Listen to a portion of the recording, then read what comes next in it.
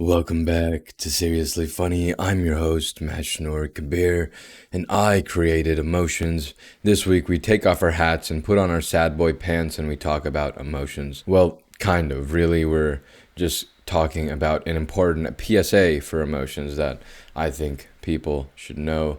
This week I want to talk about why this is the topic that I chose to talk about. I don't usually do that, mostly because usually it comes to Saturday and I think, oh crap, I have to record tomorrow and I haven't written anything. What's something stupid that I can pull off as philosophical? This week, however, I thought I'd talk about the topic. I'm brown, more specifically, I'm Bengali, and at my college there is and has been for a very long time a community of Bengali students, and I've been unofficially a part of that community since as far back as I can remember. Now I'm actually a student and am officially a part of the club. I've seen this club evolve throughout the many years of my life, and recently someone in that community committed suicide, which is the first time that this has happened in the history of the club. And unfortunately, the culture that us brown people grow up in don't really believe in mental health. I myself was quite suicidal for a multitude of years, but only learned the word depression when I was in probably 8th grade, maybe ninth grade, and truly understood the word and what depression actually entails in my sophomore year of high school, which is a really, really long time. Most people figure this stuff out, learn about that stuff way later, or they just know of the words at least. And kids these days are foul mouthed losers that make some really bad jokes all the time, but whatever. So, anyways, with that culture, someone actually killing themselves is quite a shock to the brown community, and as such, they held an event with my college where they talked about mental health and resources if you were struggling. Me, being who I am, now that I have indeed learned about depression and many, many other mental illnesses, I definitely did not stop learning in that area, and you have had some great podcast episodes from it, so you're welcome. But yeah, I know some stuff about mental health, some stuff, I think, maybe, just a little. And oftentimes I know a lot more than adults. And of course, I know more than adults that didn't initially take mental health seriously, even if they did believe in it. So I sent a message to the president of the club and said, hey, not sure if you're doing anything for the guy that died, but I think we should. Although it took this unfortunate circumstance, it's important that we make sure this doesn't happen again. Those weren't my exact words, but close enough. We ran into each other on campus, and she informed me of the event and asked if I wanted to speak. I said sure, and the night before, because she literally told me the day before that it was going to happen, the night before I spent an hour on the phone with someone who's like a brother of mine who's been through some really, really tough things in life, and I spent another 30 minutes writing out the whole speech that I'd give.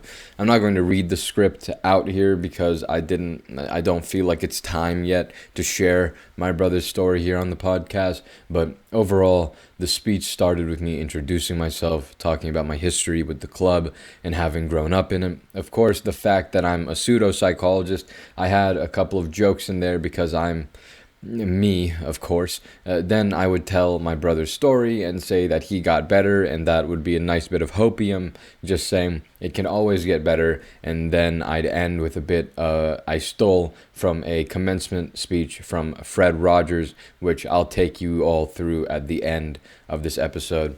Anyways, I had an idea in my head about what the event would be like and what the atmosphere would be like, and I thought my speech would hit really well. Of course, I got there super late because I wasn't told that parking was free, so I parked 10 minutes away and I had to pay a meter. So much sag, but I got there. The president came up to me, and someone was already speaking, but she came up to me and she said, "You're going last. Is that cool?" I love going last for these things. It makes it so my speech sticks. Some people think that it's more pressure because I'm the one that kind of has the duty to leave an impact being the last one. I have to leave some sort of mark, but I'm pretty good at writing and speaking, so I believe in myself to be able to leave off with a good punch. I excel, believe it or not, at emotional impact, probably even more than I excel at logic, which is super strange, but whatever. The reason for that is something for another day.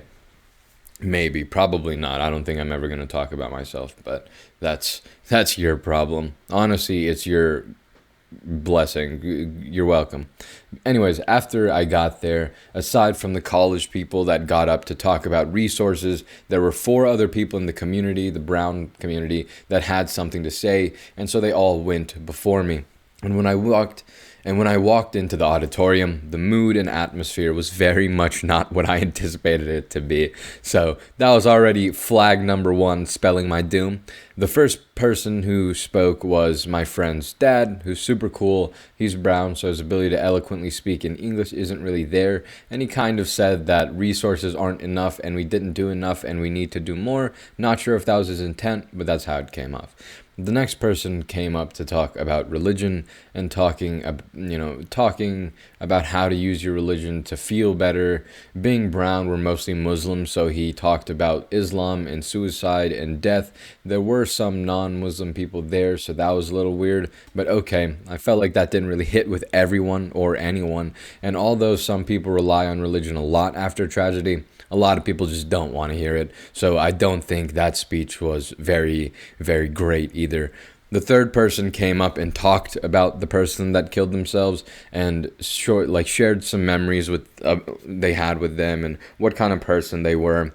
And I noticed that they said the guy was super funny and really compassionate and caring. The fourth person was the president, who got up and talked about him more of his kindness and wishing that she had done more for him. And she started ripping at the seams a bit near the end. And by this point, I realized the speech I wrote was not the speech for this event. It just wouldn't fit. It wouldn't work. I needed, it wouldn't. I can't use it. It's literally just flaming trash at this point. There's nothing, there's no way to save it. And so I couldn't use it. So after the president spoke, before she completely fell apart, she called me up, quote, "And now Master Kabir to talk about mental health," end quote. I walked down the ramp, phone in hand. I got to the microphone, and I'm so lucky I'm a narcissistic piece of garbage that thinks I'm great, because this is what happened. Quote, "I had a speech written on my phone, but someone died," end quote. That's how I started.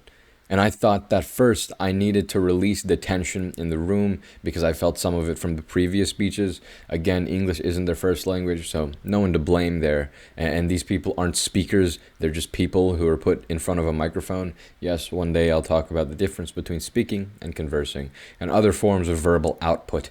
But in order to release the tension and in order to get everyone on the same page, I had to acknowledge the existence of every speech, say they said stuff, that's cool, but then kind of hand wave what they said. And so I continued. Are there resources available? Yes. And should you use them? Yes. Can you use religion? If you have it, absolutely. Could we have done more? Maybe. But here's the thing. Someone died. And people are sad, rightfully so, and what they said about him makes sense. It's common for depressed people to hide it, and it's common for those people that hide it to be super compassionate, because they know how it feels to be in pain, and they don't want other people to feel it. And that did great. I called on every single speech before mine and built on a bit more and made them more palatable. I made everyone, all the people before me, a little bit more palatable and made sure that their point kind of got across, but not too much. Some people didn't know him, so talking about the commonalities and using the whole, quote, "some people are depressed but don't show it," end quote, makes it much more relevant to everyone in the room.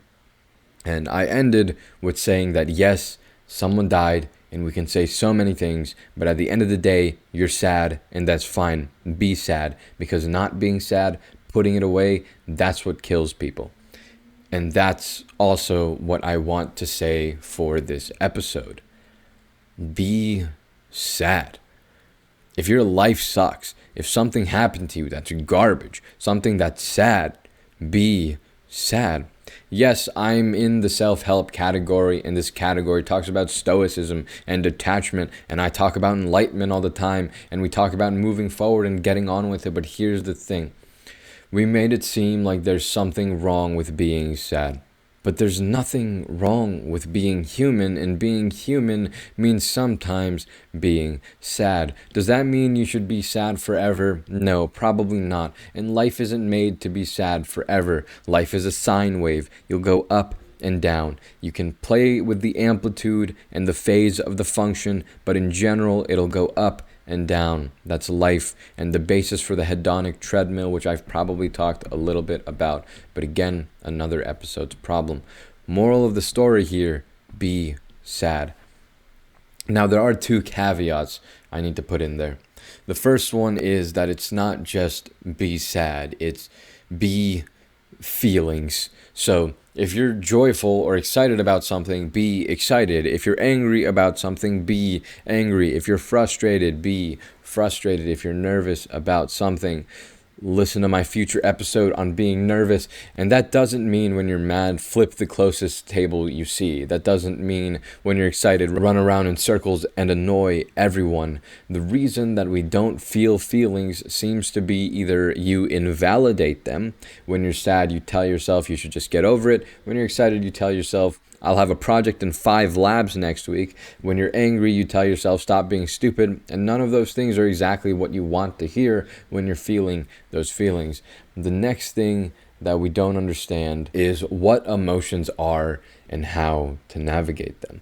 Emotions are messengers, and yes, again, that's another episode's topic. Man, maybe I should change the title of this one to For Another Episode. I'm really contemplating it, but being sad doesn't mean you have a breakdown right there. Being angry doesn't mean you go punch a mirror. Being elated doesn't mean go be an ape. It means to acknowledge what your brain and body are telling you and accept those things. Not act on them, accept them. The last reason we may not feel emotions is that we're losers that have no emotional responses. And that's either because you're a gamer, alexithemic, or both. Or you're enlightened. Probably the former too, but whatever. The second caveat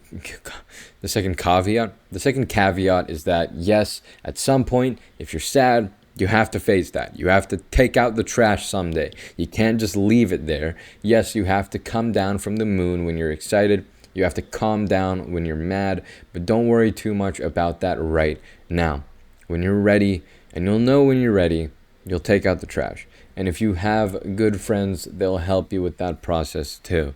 And if you feel like you don't want to, or you can't, or it's been immeasurably quote too long end quote time, then it's time to seek professional help if you don't already have it. Life is a sine wave. The sadness has to end. The anger has to subside. The excitement will dwindle, and that's fine. But wherever you are along the waves, just be there. Be wherever you are. Feel however you feel. Don't worry about moving up or down the wave. That doesn't matter. Just be sad. Because if you hold it in, whether it's a positive emotion or negative emotions, bad things happen. And you can't hold your pee in, and in the same way you can't hold your emotions in. If you mask your sadness with happiness, if you dilute your happiness, or you pretend like you're not mad, you will break. Unfortunately, someone in the brown community here held it in. Please feel what you feel. Please be sad. And I think that's all for this week's episode. I actually have a lot of time left, and I think I have a huge space where I was trying to find some more lo-fi to put on, so I have to go cut all of that out, and so I'm probably at like 13 minutes now, so that's not good. That means I have to find something to talk about for 7 minutes, which I don't know if I can talk about this for 7 minutes. Okay, whatever. There's some dumb stuff that I wanted to talk about last week, and there's more to talk about now, so we're going to do that. Intel just released their 12th generation Alder Lake chips on a 10 nanometer architecture, which is the first time since 14 nanometers that Intel has gone down. Moreover, Intel's chips are using a P and E core layout similar to what Apple has been doing for years, P being performance cores and E being efficiency cores. And although Apple has done this on both their M chips and A chips, maybe their S chips, which is for their watch. I don't think they've done it there, but just M and A. This is the first time that we're seeing it, hopefully successfully, done on PC x86 chips. Intel worked closely with Windows so that computer task allocation, as well as DDR5 dynamic RAM profiles, are correctly done while using a Windows device. And I left it there, but since I have extra time, we can explain that. Task allocation is like if you're playing a video game, you want your high performance cores to be running that game. And then if something like updates come on or background stuff comes up or whatever, you don't want it to slow your game down. And so instead of using those same performance cores, now Windows will know and hopefully put them into the efficiency cores where they can just get done there and it won't affect your performance in game. Moreover, having efficiency cores is really good for battery life because they use less energy. And so if you're doing simple stuff on, say, a laptop, then with these P and E core layout, which Apple has proven and shown this with their M1 chips, with the P and E core layout, it'll be so that if you're just doing stuff on your laptop, it'll more or less just use the efficiency cores, and then it draws so much less power that you'll be fine. As for the DDR5 dynamic RAM profiles, RAM can have certain profiles where you bump up the speed at which they can work, and then they take more power, but they're better. However, with DDR5, the next generation of RAM, which this Intel Alder Lake is going or is able to use, it's cross-compatible not cross-compatible, but it's last gen compatible with DDR4, but anyways, with DDR5, you can make it so that the RAM sticks aren't always turned on 100, and you can make them change dynamically from 100 to like 10 to 20, whatever. And so that, again, that uses less power. And that doesn't matter as much for computers and PCs, but it matters a lot for laptops. And so battery life in laptops will greatly, greatly benefit from that. And so all of this is great news for the future of Windows laptops chips that may be able to reach Apple's M chips in terms of battery life on Windows. Apple's M chips are driving innovations within the chip market, which is super, super exciting. And for everyone that thinks Apple isn't the reason that this innovation is happening, the CEO of Intel himself said that he wants Apple back as a customer, and he said, quote, "I just have to make better chips," end quote, to get Apple back. So yes, Apple is a large reason that this innovation is happening. And waiting for AMD's response later this year is going to be awesome. It's going to be very, very interesting. The chip and SoC market, with the combination of Apple's M chips, Google's Tensor chip, Intel's new Alder Lake chip, and hopefully AMD's future chips, we're in a great era for technology, and hopefully we'll see great work in the chip sector. The only issue is silicon shortage, which shouldn't be a thing. Silicon is the second most abundant element on the planet next to oxygen, so I don't know why we're running out. Maybe one day I'll talk about that. But yeah, if only we could have great innovation in the chip manufacturing sector so that chip yield wasn't absolute garbage, but that's not my sector, so I'll just be sad about it. That's all for this episode. I said that I would take you through that little like Fred Rogers exercise thing, so I will go ahead and do that. If I can pull up my thing here. All right, so I'm just gonna rip this straight from what I wrote on my script. The last thing that I want to do is a short exercise for a minute. One of the worst pains that a human being can feel is loneliness, and so I want to do this exercise. Close your eyes. Yes, everyone, close your eyes. Don't worry, I won't steal your stuff. That's for a different event. All right, sit up straight and take a deep breath. Now think about someone in the past year or someone in your life who has loved you and wanted the best for you. Those people you're thinking about may be in this room, they may be far away, some may be in heaven. For 1 minute, let's sit in silence and think about them.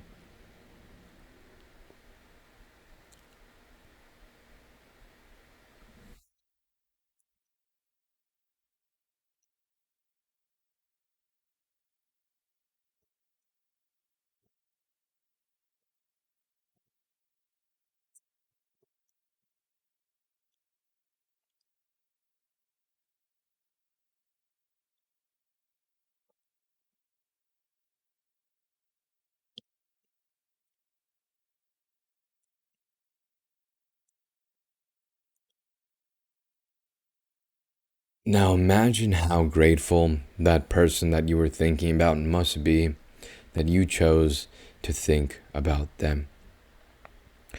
Remember that person and remember to look up, because there are people here that also care about your well being. I love you. You're not alone. Thank you. See you next week. Peace.